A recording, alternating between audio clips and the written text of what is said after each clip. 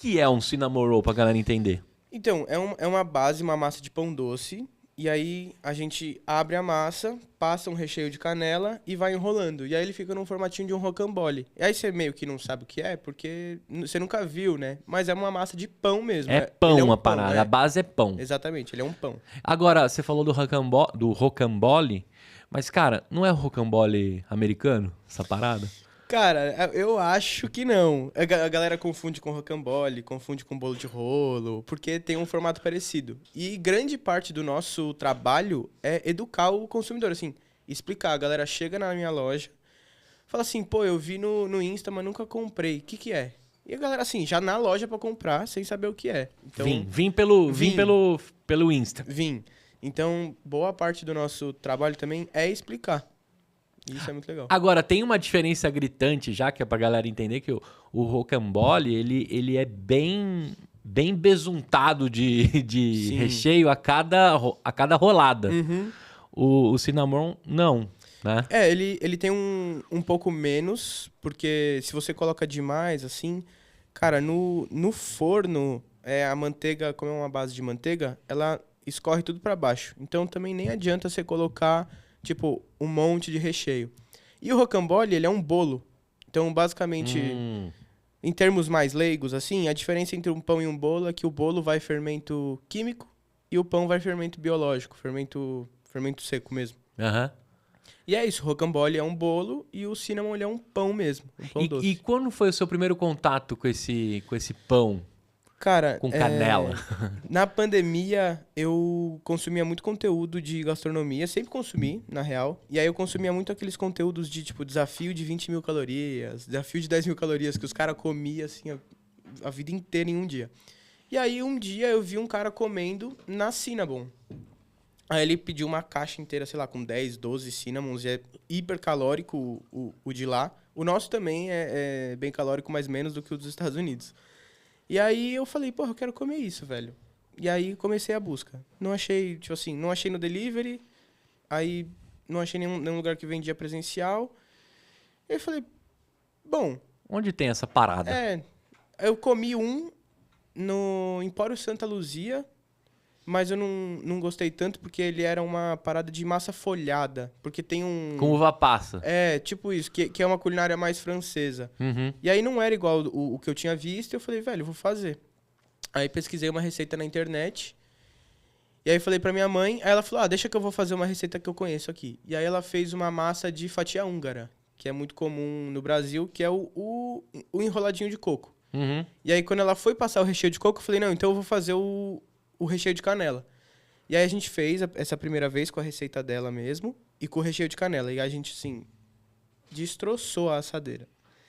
Aí a gente foi fazer uma segunda vez, um dia depois, 2 dias depois. E aí eu vi uma receita gringa mesmo, em inglês, da massa e do recheio. E aí era aquela coisa, tipo, super caseira, de amornar o leite, e 50 milhões de passos, super complexa. Mas só que ficou muito bom. Ficou até melhor do que a receita que a minha mãe tinha feito.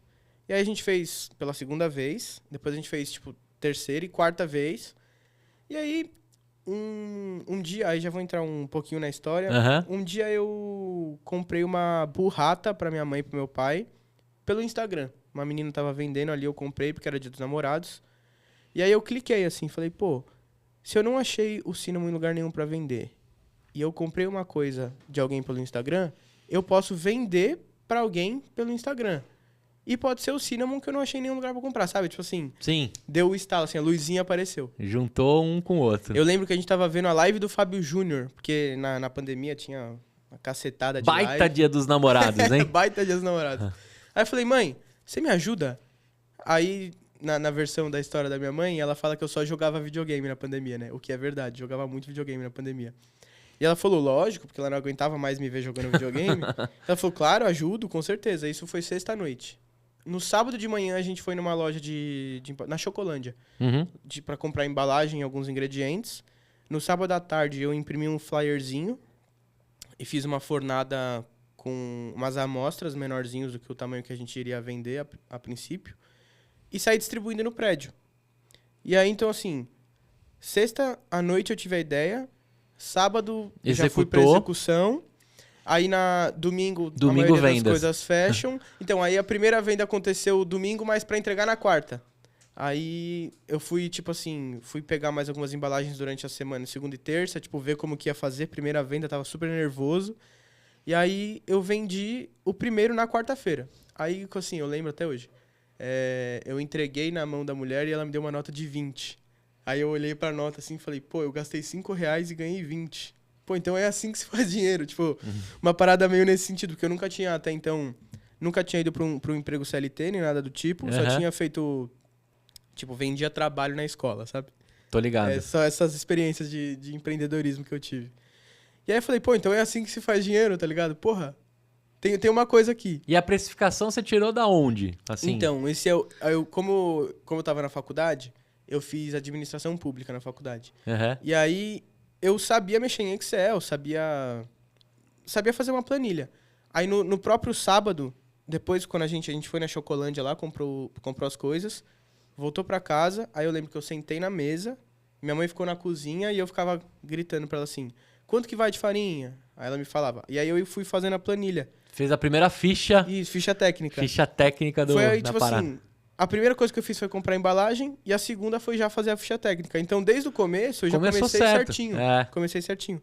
E muito por conta da faculdade. Porque apesar de não ter nada de empreendedorismo ali na faculdade, eu sabia que as coisas tinham que ter custo e para vender você precisava calcular esse custo. Sim. E aí eu fiz ali mais ou menos 1 vezes 3. Como eu estava em casa, isso já era mais que suficiente, tranquilo. E aí comecei a rodar nesse vezes 3, aí, tipo assim, as coisas aumentavam de preço, eu ia reprecificando e tal. Pra galera entender, né? Na ficha técnica tem ali o valor de cada sabor e cada ingrediente, produto que você faz, né? E a embalagem. E a embalagem. Só que também tem, você até ressaltou aqui que na pandemia ficou mais em conta fazer vezes 3, porque teria os gastos de levantar uma loja, Isso, exatamente. funcionário, água, luz, tem outras coisas que você tem que colocar no seu negócio, né? Então, você que caiu aqui nesse episódio e tá pensando, quer pegar inspiração aqui também, montar, importante que na ficha técnica você tenha isso por produto, mas também você considere, parece óbvio, né? Mas considere todos os custos de você ficar de pé, né? Na pandemia lá ele gastava já a luz que seria gasta para ficar dentro de casa. A gente teve vários negócios que nasceram no meio da pandemia, que era um facilitador, sem contar alguns riscos que envolvem, né, você abrir na rua, em casa um pouco mais seguro.